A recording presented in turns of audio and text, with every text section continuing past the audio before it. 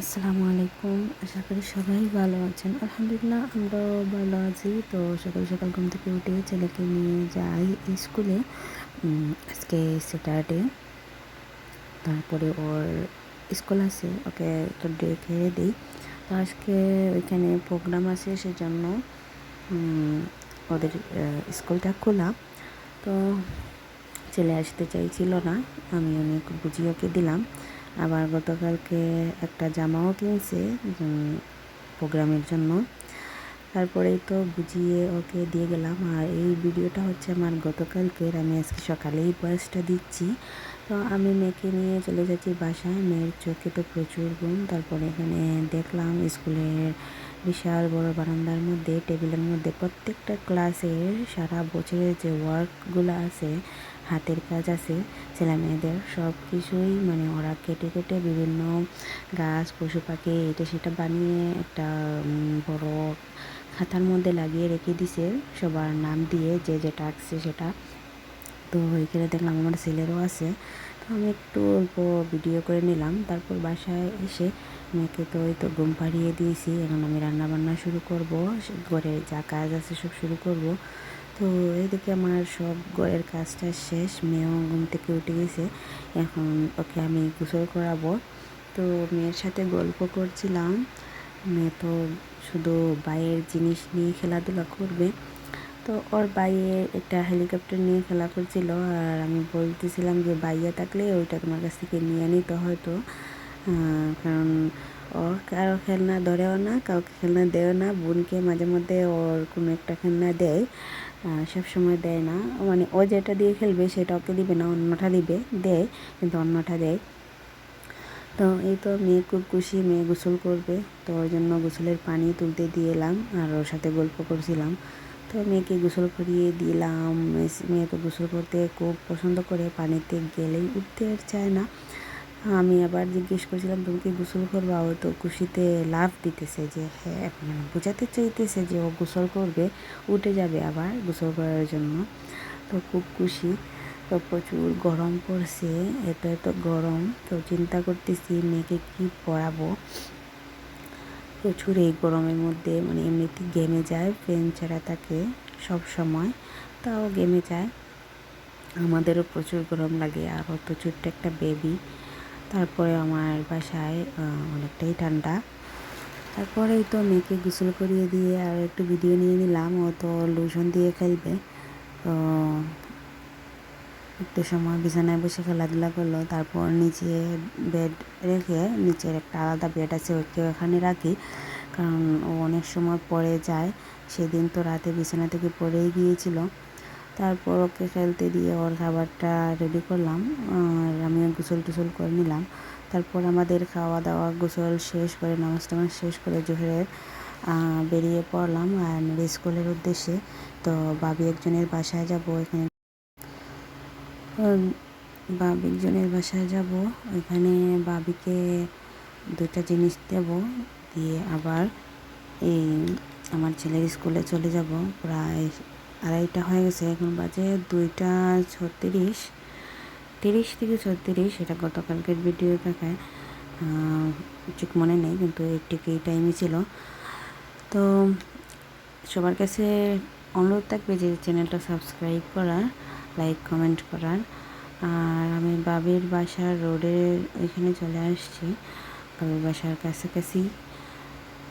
প্রচুর রোদ এখানে, কিন্তু খুবই সুন্দর জায়গা। তো এখানে দেখলাম বাসা ভাড়া দিবে, এখান থেকে একটা ছবিও নিয়ে নিলাম। তো আমি বাবির বাসার সামনে থেকে ওনাকে ওগুলো দিয়েই আমার ছেলের স্কুলে চলে আসছি। এটা হচ্ছে আমার ছেলের স্কুলের এরিয়া। এই দিক দিয়ে হচ্ছে ডান দিক দিয়ে হচ্ছে হাই স্কুল, আর ওই যে এখন আমি যে দিক দিয়ে যাব ওই ঠিক সোজা মধ্যখানে যে একটা বড় বিল্ডিংয়ের মতো দেখা যাচ্ছে, ওইটা হচ্ছে আমার ছেলের স্কুল। তো স্কুলের গেটের সামনে চলে এলাম। আর আরও অন্যান্য ক্লাসের প্রোগ্রাম ছিল, ওদের প্রোগ্রাম মাত্র শেষ হয়েছে। তো এখানে এসে দেখি সবাই গেটে দাঁড়িয়ে আছে, কিছুক্ষণের মধ্যেই গেট খুলবে। আর অপেক্ষায় ছিলাম। এই তো ভিতরে চলে এলাম। তো বসে পড়লাম চেয়ারে। ওই হচ্ছে এখানে 3টা ক্লাসের সবার অভিভাবক, মানে ছেলে মেয়েদের অভিভাবক। মেয়ের চুল খোলা ছিল, চুল বেঁধে দিলাম। মেয়ে তো আমার মহা খুশি, চুলগুলো বাঁধা হয়নি সুন্দর করে, কোনোরকম একটা বেঁধে দিলাম। তো এ হচ্ছে অন্য ক্লাসের ছেলেমেয়েরা প্রোগ্রাম করছে।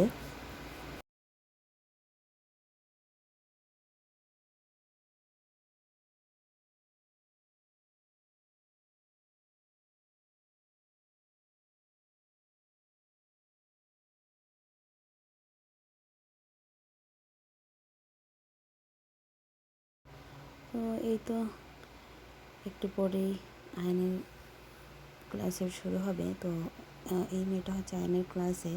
তো আমি তো পর্তুগিজ বুঝি না, কিছু একটা বলছিল, আমি তো বুঝি না, বুঝতেই পারিনি, শুধু আসি প্রোগ্রামটা দেখি, অল্প স্বল্প কথা বুঝি। তো এই তো ছেলেমেয়েরা আসতেছে। তো আয়ানকে দেখলাম একদম পিছনেই তো আয়ান আসছে। আয়ান তো আমাকে দেখেই ফেলেছে, একদমই সামনে বসেছিলাম। আর আমার মেয়েও বাইকে দেখে এত খুশি, মানে হাসছিল বাইরের দিকে তাকিয়ে, খুবই খুশি ছিল। তো এই তো ওদের ক্লাসের নাচ শুরু হয়ে গেছে। তো যেভাবে যেরকম পারছে ওরা শিখছে, ওরা শেখানোর চেষ্টা করছে।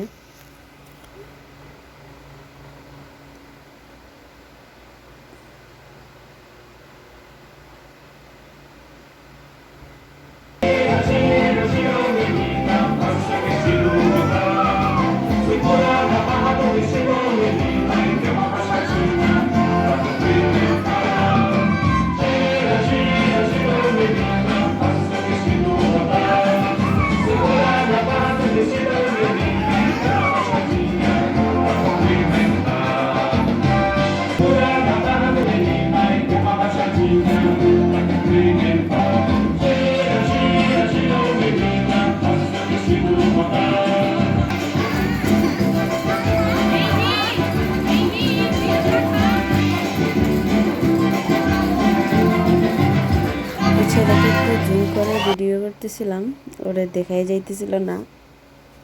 তো এই ছেলেটা আমার কাছে এসে বসছে, ওর মা পিছনে বসা, ওর সামনে বসে দেখবে। আর আমার মেয়ের সাথে খেলা করছিল, আমার মেয়েও খেলা করছিল। তাই তো আয়নের স্কুলের প্রোগ্রাম শেষ, এখন ওকে নিয়ে বাসায় চলে যাব। ওয়েদারটাও মানে খুবই খারাপ করছে। আর এখানে আর বেশিক্ষণ থাকবো না, বেশিক্ষণ প্রোগ্রামও ছিল না, মনে হয় 20 মিনিটের মতো, আধা ঘন্টা এরকমই হবে ছিল। তো এই যে এখানে আয়ান আছে, এই তো। আর এই মেয়েটির জন্য মেয়ের বাবা একটা ফুলের তোড়া নিয়ে আসছে। মেয়েটি প্রোগ্রামের ওদের যে মধ্যখানে যে মেয়েটি ছিল সেই মেয়েটি। তো যাওয়ার সময় আয়নের কাজে কিছু আরও ভিডিও করে নিয়ে আমি আয়নকে দেখাচ্ছিলাম ওর যে কালার পেন্সিলগুলো দিয়ে পেপারস কালার করেছিল, সেগুলো কেটে কেটে বসানো হয়েছে। তো সব স্টুডেন্টদের এরকম পেপারসগুলো কেটে কেটে বিভিন্ন ফুল পাতা কেটে বসানো হয়েছে।